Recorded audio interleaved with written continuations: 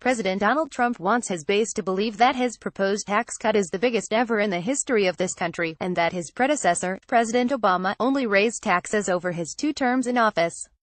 None of that is true.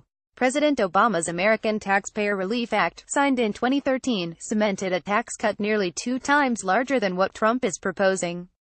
Trump boasted about his tax cuts being the largest ever at least 4 times between May and October. Both White House Press Secretary Sarah Huckabee Sanders and Chief of Staff John Kelly have repeated the dishonest talking point. Keep up with this story and more by subscribing now. Trump's proposal would save Americans a maximum of $190 billion, according to a new analysis from the Nonpartisan Committee for a Responsible Federal Budget. That sounds like a lot, but it's equivalent to about 1% of gross domestic product, the leading measure of our nation's economic output. By that measure, Trump's cut would be the 8th largest since 1918. Obama's 2013 cut, at 1.8% of GDP, was the 4th largest over that period.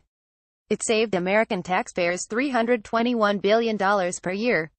The 3 largest tax cuts as a percentage of GDP were signed by Presidents Ronald Reagan, Franklin Delano Roosevelt and Harry Truman.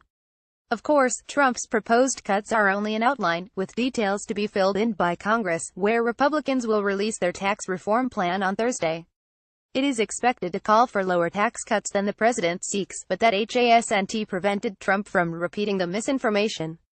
The Republican House members are working hard and late toward the massive tax cuts that they know you deserve, Trump tweeted Wednesday night, writing, "These will be biggest ever." The White House did not respond to a request for comment.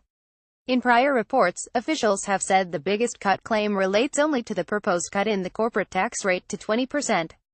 But the president himself has not been as specific.